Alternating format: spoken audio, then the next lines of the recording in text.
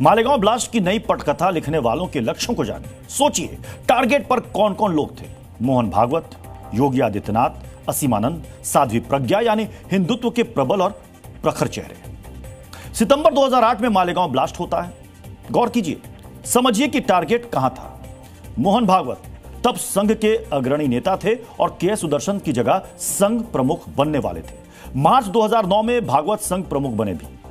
आपको बता दें कि तब योगी आदित्यनाथ भगवा खेमे के प्रखर चेहरे की शक्ल में उभर रहे थे और 1998 से लगातार गोरखपुर से सांसद बनकर संसद में बुलंद भगवा आवाज बन रहे थे। जाहिर है, कोशिश भारतीय सियासी जमीन पर आकार ले रहे हिंदुत्व की राजनीति के मूल पर प्रहार की थी, उसे खत्म कर देने की थी, हमेशा हमेशा के लिए। और इसी साजिश में हिंदू आतंकवाद शब्द का जन्म हुआ और आप कह सकते हैं कि इसे झूठ के सांचे में गढ़ा गया, फिर इस शब्द को बार बार दोहराया गया। ऐसा कर हिंदू आतंकवाद शब्द को स्थापित करने की कोशिश की गई, लेकिन ऐसा नहीं हो पाता है क्योंकि आखिरकार सत्य की जीत होती है। अदालत के फैसले के बाद योगी आदित्यनाथ कहते हैं, मालेगांव विस्फोट प्रकरण में सभी आरोपियों का निर्दोष सिद्ध होना सत्यमेव जयते की सजीव उद्घोषणा है। यह निर्णय कांग्रेस के भारत विरोधी, न्याय विरोधी और सनातन विरोधी चरित्र को पुनः उजागर करता है, जिसने भगवा आतंकवाद जैसा मिथ्या शब्द गढ़कर करोड़ों सनातन आस्थावानों, साधु संतों और राष्ट्र सेवकों की छवि को कलंकित करने का अपराध किया है। कांग्रेस को अपने अक्षम्य कुकृत्य को सार्वजनिक रूप से स्वीकार करते हुए देश से माफी मांगनी चाहिए। जाहिर है, योगी अपनी पीड़ा के साथ साथ उस राजनीति की ओर भी इशारा करते हैं जो मालेगांव ब्लास्ट के बाद पर्दे के पीछे चली, लेकिन जो 17 साल बाद अदालत के फैसले के बाद बेपर्दा हो गई। लेकिन इतना कुछ हो जाने के बाद भी जिद देखिए। मालेगांव पर अदालत के फैसले के बाद हार की खींच देखिए। अदालत कहता आतंकवाद का कोई धर्म नहीं होता, लेकिन कांग्रेस के कद्दावर नेता पृथ्वीराज चव्हाण अब सनातन आतंकवाद की थ्योरी लेकर आ जाते हैं। वह कहना तो गलत है। अगर आपको किसी धर्म का नाम लेने तो हिंदू टेरर कहिए, हिंदू फंडामेंटलिस्ट टेरर कहिए, सनातनी टेरर कहिए, लेकिन भगवा न करिए। स्वतंत्र भारत की पहली आतंकवादी कार्रवाई ये नथुराम गोडसे ने की थी। महात्मा गांधी की हत्या की थी। नथुराम गोडसे कौन से धर्म का व्यक्ति था? क्या उसने महात्मा गांधी को गोली मारने से अपना धर्म परिवर्तन कर लिया था? और अब पूरी क्रोनोलॉजी को समझिए, हिंदुत्व के खिलाफ नैरेटिव सेट करने की मंशा को समझिए। ऐसे में अब बेहद गंभीर सवाल है कि क्या यही कारण है कि कांग्रेस के सीनियर लीडर राहुल गांधी बार बार संघ और संघ प्रमुख को टारगेट करते हैं, ऐसा करते हुए किसी भी हद तक चले जाते हैं।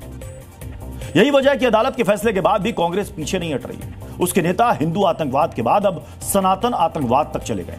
हालांकि अब कांग्रेस के सहयोगी दलों के नेता भी हिंदू आतंकवाद कहने से परहेज कर रहे हैं, जबकि इस मुद्दे पर बीजेपी आक्रामक है। 2008 का षड्यंत्र है, ये सभी के सामने अब खुल चुका है। और उस समय की जो सरकार है, इस सरकार ने वोट की राजनीति के लिए हिंदू टेरर और भगवा आतंकवाद ये शब्द तैयार किए थे। कभी भी हिंदू या भगवा को आतंकवाद कहना उचित नहीं है। कोई भी जाति आतंकवादी नहीं होती, कोई भी धर्म आतंकवादी नहीं होती। जैसा कि पूर्व पुलिस अधिकारी मुजावर ने कहा, कोई भगवा आतंकवाद नहीं था, सब कुछ फर्जी था, तो जाहिर है धमाके की आग और इस राख पर एक अलग तरह की राजनीति हो रही थी। स्क्रिप्ट संघ पर टारगेट के जरिए हिंदुत्व की राजनीति को खत्म करने की थी। इस्लामिक आतंकवाद को बचाने के लिए कांग्रेस पार्टी ने भगवा आतंकवाद शब्द का प्रयोग किया और राष्ट्रवादी संगठनों के मुखिया को इसमें लपेटने की कोशिश की। जानबूझ करके हिंदू नेताओं, चाहे वो योगी आदित्यनाथ जी हों, चाहे राष्ट्रवादी संगठन के प्रमुख परम पूजनीय सरसंघचालक जी हों, बदनाम करने के लिए और इस्लामिक आतंकवाद को कवर फायर देने के लिए, संरक्षित करने के लिए कांग्रेस पार्टी ने भगवा आतंकवाद का शब्द गढ़ा। उस धमाके में 6 बेगुनाहों की मौत हो गई थी और 101 लोग घायल हुए थे। यह बड़ी जनहानि थी, लेकिन सोचिए अगर धमाके के बाद के मंसूबे कामयाब हो गए होते तो क्या होता। मुमकिन है कि कांग्रेस की राजनीति को यह रास आता, लेकिन दो समुदायों के बीच भी इसका कितना बुरा असर हो सकता था। आपसी द्वेष किस हद तक बढ़ सकता था, शायद भागवत और योगी के कद को देखते हुए अफसर तब कदम पीछे खींच गए।